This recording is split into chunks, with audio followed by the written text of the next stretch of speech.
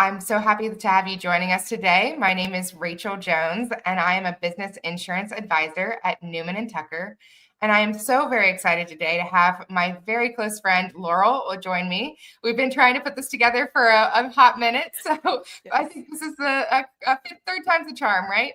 So, can you just give us a little bit about who you do, what you do, and how you do it? Sure. Well, I'm so excited to have this conversation.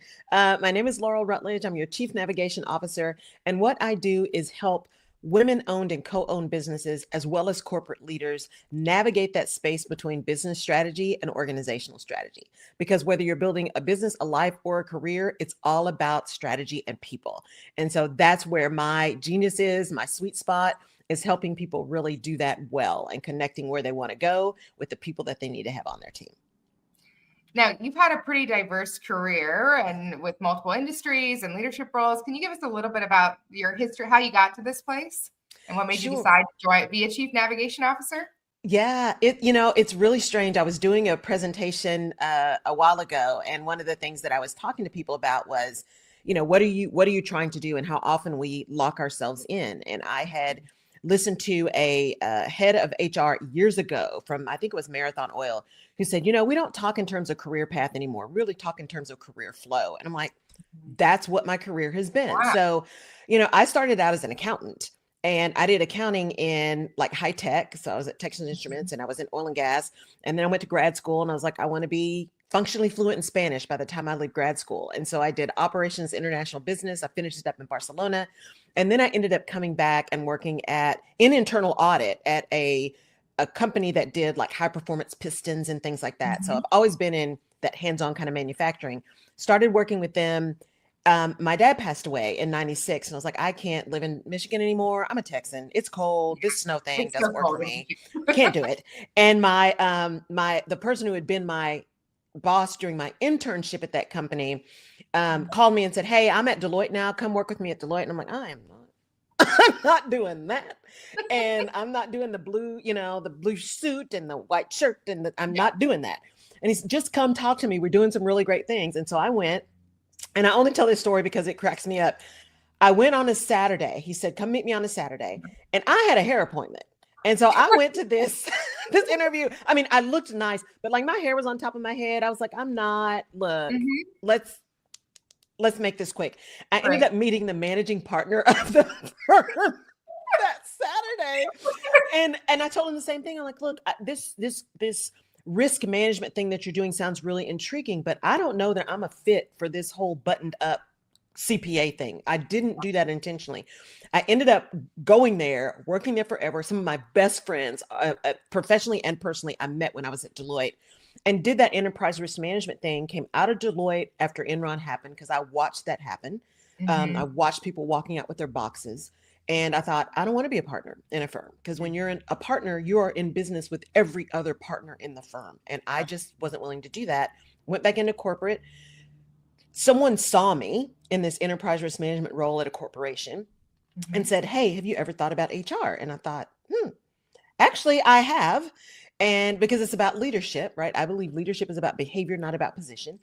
And this man said, well, I would love for you to come join my team because I'm looking for great business people who can do HR because I can teach you the HR stuff. And so that has always been my philosophy. It is mission first, people always, right? If you don't have a good business, nobody has a job. So we got to focus on the business and the numbers and understanding more about the business than the business people do when you're in HR. And so I did that for a long time, probably the last 15 years of my career was in HR, and I wound up at a big chemical company, the fourth largest in Germany, right? It had US operations and was the head of HR for North America, and then moved to the global head of HR for HR strategy and analytics. And then I just decided, I can't do this anymore. I can't do the 80% travel. I can't do the toxicity. I can serve bigger and better on my own. And I just left and started my business in 2018. That's great. What's so amusing to me is that like having a numbers background, I think, is so important. But I, as somebody who works with a lot of CFOs and HR people and decision makers, have met so many CFOs that then get put in charge of people and they hate it. And so I think you have such an interesting background of being able to understand and know the numbers, but really enjoying the people part and understanding how people work. I think that's a very unique background. Yeah. And it's interesting. Because I'm a different kind of HR person, right? I don't love people, and people look at me like I've got two heads when I say that. I don't. I am very much an ambivert that leans towards introversion, right? I don't need to know all your kids' names and what you ate for dinner and the vacation. But what I am is extremely passionate about how amazing we are as humans. Right? Like the things that we can do and the things that we can create, and how really great leaders get the best out of people, and how we align processes with the things that we want to accomplish and put the right people in the right role, and how we don't just write them off because it could just be fit. That I love. And because I understand business and can speak the language of business, I'm able to help leaders understand, look, it's not just the soft skills. And no, you're not going to call me when you've been putting up with this behavior for 20 years and say, I'm firing him tomorrow. We're not doing that. But if you tell me where you're trying to go, I can get you there. We may not be able to get there the way you want to, because there may be compliance issues or other, integrity kind of issues. But if you just tell me where you're trying to go, what is your strategy? What is your objective? We can work through the people things. We can make it happen where everybody has dignity and respect, and where we're doing the right thing. So. And I think that's so needed for a lot of folks, because they just don't understand, one, the type of issues that they can get themselves into by making rash decisions, and two, also how you need to present things to people in a tactful manner, because otherwise, like, people can understand hard decisions, but if you don't do it from a place of empathy and like explaining a little bit, you don't have to give them everything. We have to give them enough for them to understand, like, okay, I understand and support this hard decision, even though it sucks and it impacts me. Right. Exactly. Now, can you share how you help organizations kind of start off bridging this gap? What's happening with the people strategy? How do you start engaging with folks? It's interesting. Most of the time when someone comes to me, they've got a people issue, right? They're like, the team just isn't working, or I'm making every decision, but I've got this team of 400 people, or, our processes aren't working. We can't find folks. It's usually something related to things are not getting done. And they skip all the way over to don't have the right people, or people just aren't working.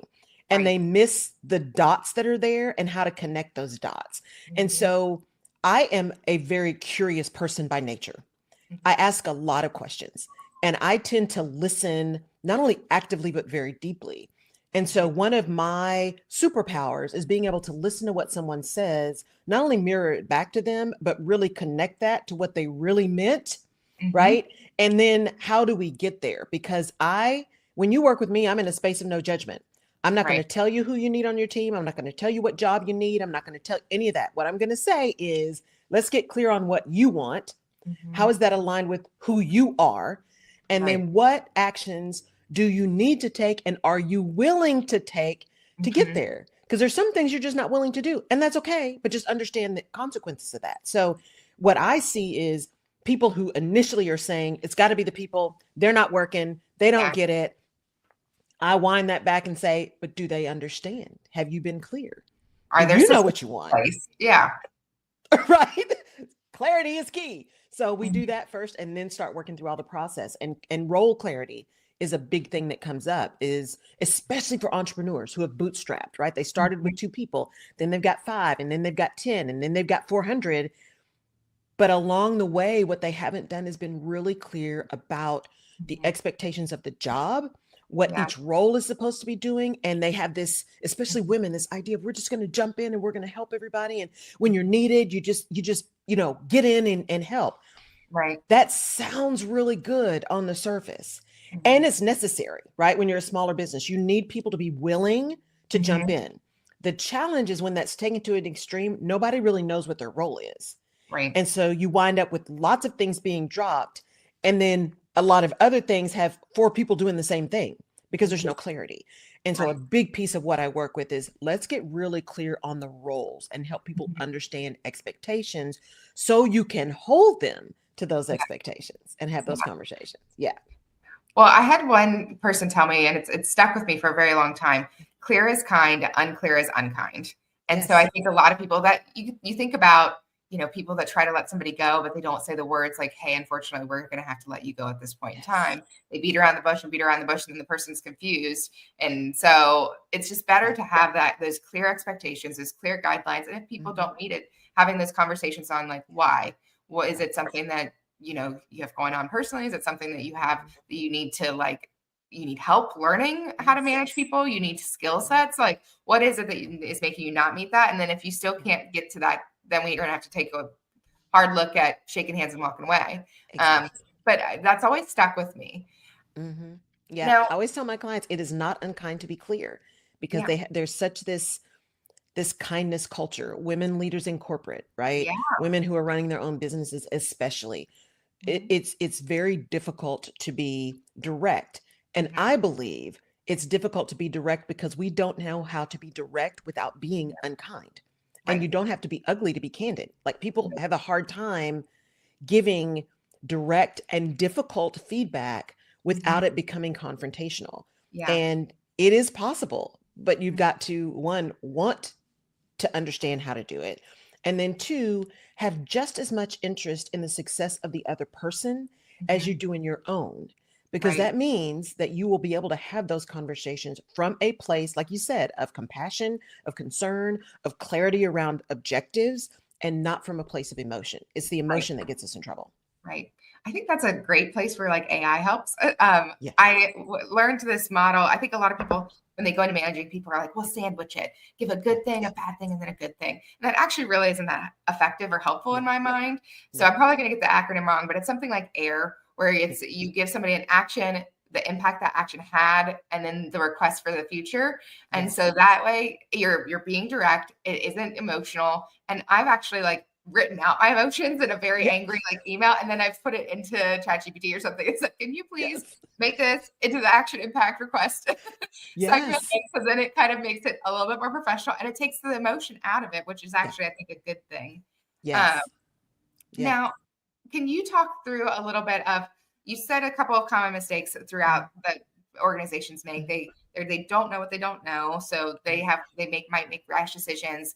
Especially there's so many laws that are ever changing around the world of HR, depending on the Mhm. state that you're in, depending on the Right. federal level, things are changing all the time at this point in time. So, what are some of those places that you can really step in and support that we maybe haven't chatted about? Right. So, it is an ever-changing landscape. And here's what I tell people is it's not that HR has a big stick to say yes or no, right? All the back office, finance, HR, marketing, even legal, right? There's not a big stick necessarily that we have to say you absolutely must or you absolutely cannot. The Mhm. only thing that you have in most of the back office pieces is something that is compliance or regulatory related, right? So you have to pay people minimum wage. That's a requirement. You have to record overtime in certain amounts of ways. That's a requirement.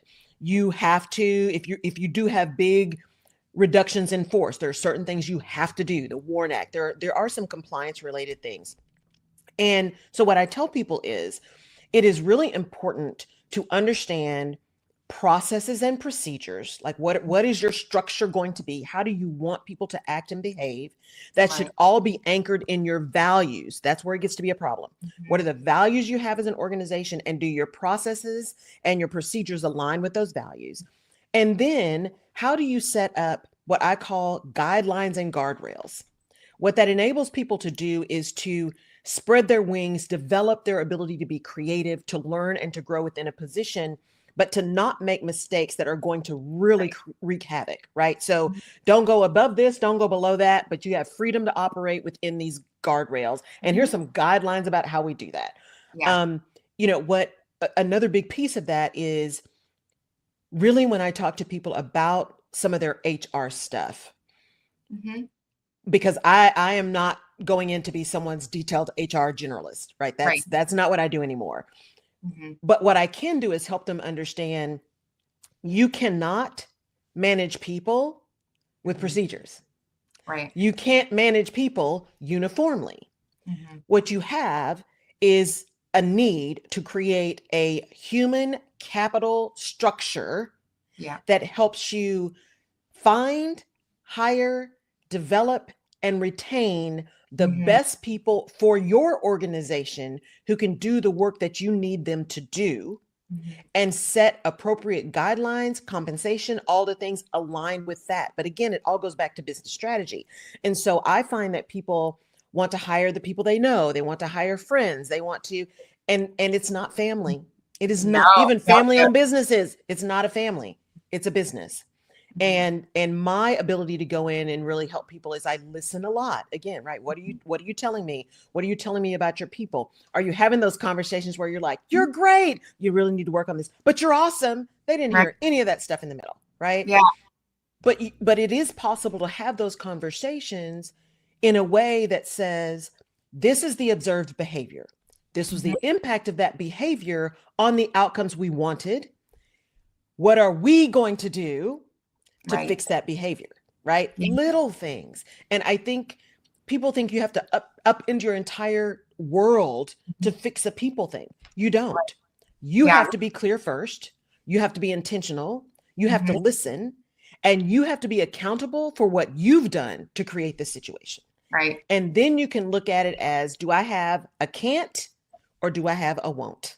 Right. If you have a can't, maybe there's more training. Maybe it's just the wrong job, right? This is an excellent person. We put them in another role. Man, they are on fire. I've had those conversations before. Like, do you like it here? And they're like, hate it. And I'm like, okay, what do you want to do? Yeah. Absolutely. And be flexible enough and know enough about your business that you can do that. And then if it's a won't, then that's where you say, let me help this person be successful somewhere else. Yeah. Yep. And it's all good. I think it's so interesting that, when you're talking about people, it's really a culture that you bring to your business. And this might be a millennial thing, but there's a lot of perfectionists in like our era. Yes. And so I think making sure that there's a culture of where if you have a mistake, let's learn from it and let's talk about it and let's figure it out. Because I've managed a lot of people where it's, their first instinct is to hide it. And for me, I'm like, well, if you've made the mistake, let's you and I fix that mistake. And if it's repeated the third and fourth and fifth time the same mistake, then we're going to have a conversation. But if you've learned from this one mistake, I now don't have to train somebody else not to do that mistake. Yes. So let's move on. I think that culture piece that you bring to the table and how you create your culture is really important. It is. People will listen to what you say, but they will believe what you do. And you can talk about innovation all the time. We want people to be creative. We want them to innovate. We want them to try new things. Yet your behavior says every time somebody makes a mistake, they get fired or they get demoted or they get yelled at in a meeting. You're not looking for innovation, because innovation means you're willing to have people fail fast and fail big. So which do you want? And again, no judgment. I don't care which one you want. Yeah. Just know that your behavior has to align with your words, because when you start seeing people behave in a certain way, they are responding to your behavior as a leader. And if you're beating people up in a meeting, that's why your meetings are quiet. As you say, bad news travels fast. I used to say, good news travels fast. Bad news should travel faster. We can fix just about anything if we know. But if you hide it, you can't fix that. Yeah, I've said that so many times. It's like, well, if I had known that you didn't come to me and have that conversation, so I can't know that you're unhappy in this or that somebody said something that really didn't sit well with you, or I'm not, a mind reader. Right. Yeah. Right.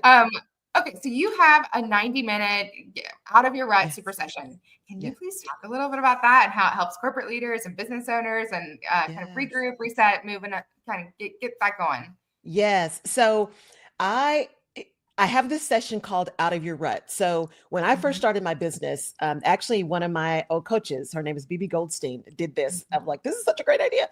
So I was talking to her about what I did. And she said, oh, you get people kind of out of their rut, or you talk them back off the ledge. I'm like, that spells Rutledge. Oh my gosh, I've got to use that.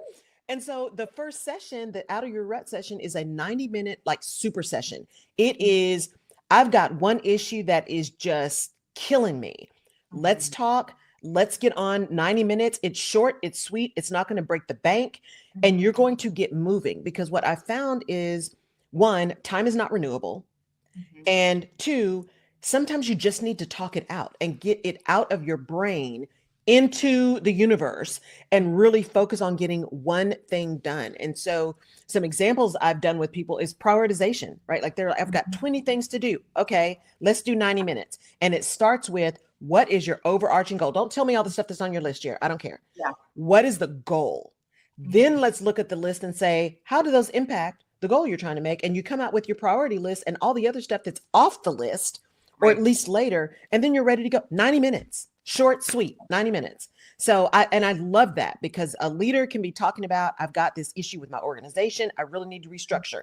I've had people talk about role clarity. I've had prioritization. I've got to have a really difficult conversation, but I don't know how to have it. It runs the gamut. It is an open session. What is the issue you are trying to deal with? Let's tackle it in 90 minutes so you can move on. I also did that because I believe, having been burned myself, that why would someone spend a lot of money and a lot of time with you when they've not worked with you yet and they don't know you? Yeah. But everybody's got 90 minutes. Everybody has different personalities and goals in mind. But I absolutely think that that's a great way to kind of start off a relationship and test the waters. Absolutely. Absolutely. And I am a believer that I know that I am not for everyone. And that's okay. I'm not for everyone, but I've got a great network. And so if it turns out that we aren't a fit, my goal is to serve you. And so if I'm in service, that means it may be me, but it may be me connecting you with someone else that can serve you better. That's still in service to me. And I believe when you're in service, prosperity comes. So yeah, I love my 90-minute session. It's also good for my energy level, right? Absolutely. 90 minutes and we're out of there. Yeah. Now, what other ways are you serving your clients? Like after they've had those sessions, what are some of the things that you do if somebody chooses to keep going on with you? So I have a couple of individual kind of coaching and advisory sessions, and I call it more advisory than coaching. Because again, when you work with me, we like do some work. I don't just ask you a lot of questions. Like we do some deep dive consulting work. So I've got a 3-month program it's 7 sessions. So it starts with a deep dive, and then we do 6 biweekly sessions. Or I have a 6-month program, mostly in corporate, because corporate really likes the 6-month better than the 3. I tend to be a 3-month girl because I'm like, 3 months, let's get in there and get you moving. But that's the one that I really like, kind of in the middle. So you do your 90 minutes, let's do a longer 3 or 6 month. And then for entrepreneurs, I have what's called a founders intensive. That is the premier working with me. It's a full day. You come in here to Houston and we spend the entire day deep diving into your business, your strategy, your goals, your values, how that's showing up. What are your processes? And then what does your organization look like? And is it structured to get what you want? And I love that session because it is, and you leave there with an action plan, and then there are 3 follow-ups. So we do for 3 months after that, we'll do a follow-up. Where are you? What did you find? Did you find something else? What are you doing? So I love that. It is premier, but it is so valuable. It's so valuable. So there's multiple ways to work with me, but that 90-minute thing is really good. Can you share kind of somebody who maybe that you've worked with in one of those sessions and how that impacted them? Sure. So I actually through a contact that then got me to another contact that got me to you, right? That we connected. I had met her and she's there in the Ohio area. And we were just talking and I said, you know what? Let me just do this for you. Because I believe, my services are an investment, but there are times when I'm like, you know what? I just feel compelled to do this. I said, just give me 90 minutes.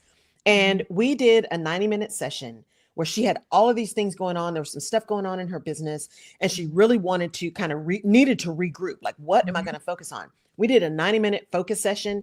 She left there and she's like, oh my gosh, this is what I needed. I am so clear. She actually ended up posting my little chicken scratch on LinkedIn because I use an iPad. We write it down, right? That's my whiteboard. And I just send the notes to people and say, this is what we talked about. And these are your next steps. And so she posted it and said, now I'm good. I am clear. I'm not, even my husband was like, you sound so much better than you have in a long time. So it's really, I am exceptional at what I do. I know that. And it took me a long time to be able to say that out loud. I'm exceptional at what I do.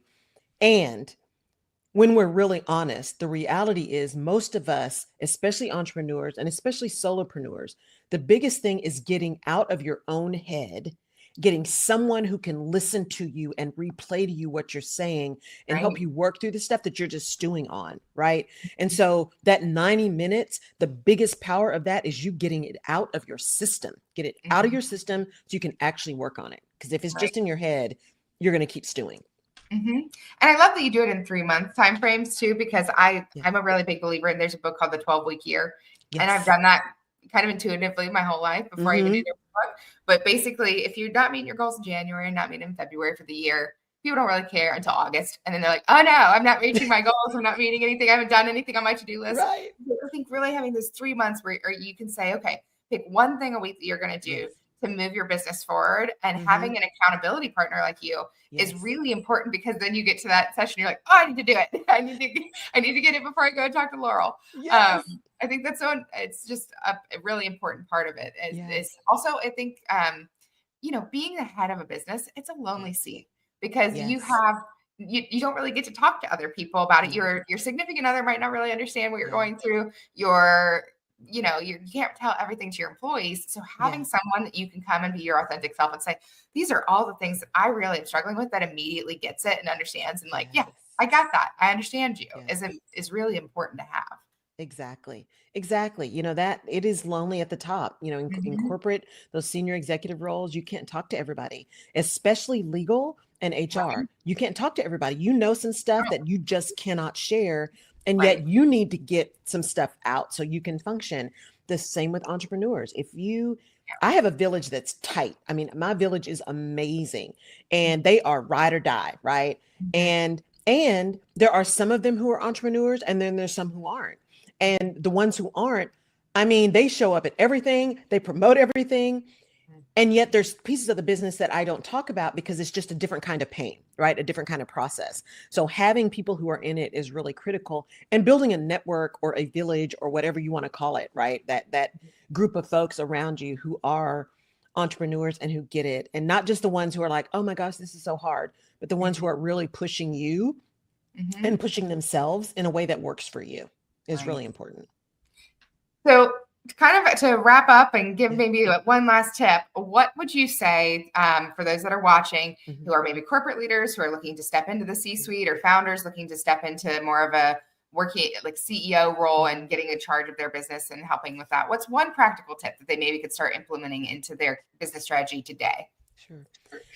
The key practical tip that I believe, and it's the foundation of my alignment vision action framework, is you have got to get clear on who you are as a person, who you are as a leader, and just be okay with that, whatever that is.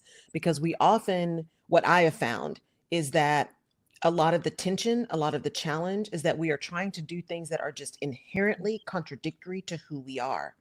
And it's one thing to assimilate. You have to do that, especially in corporate, right? You got to know your environment. You got to figure out how to work in the environment.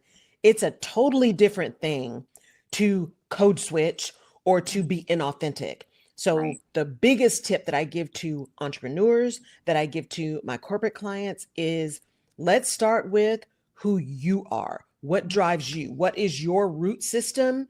What are the things that are innately your really great skills and skills you've developed? And then how do you want to show up in the world? Get clear on that. Then everything else is able to be managed. But if you don't know who you are, if you don't know what you want, not clear on that, and you're not clear on what you're willing to do to get it, Right. you're going to be floundering. So get clear on who you are. That's key. Key. I love that. Well, Laurel, thank you so much for joining me today. I really appreciate it. I'm going to make sure that all your information is linked in the show notes. And if people have comments, please go ahead and comment. And if you want to touch base with Laurel, she is amazing. I have just truly enjoyed our friendship, and I really enjoyed today. Thank you so much for joining me. Thank you for having me. This was awesome. I really appreciate it. Have a lovely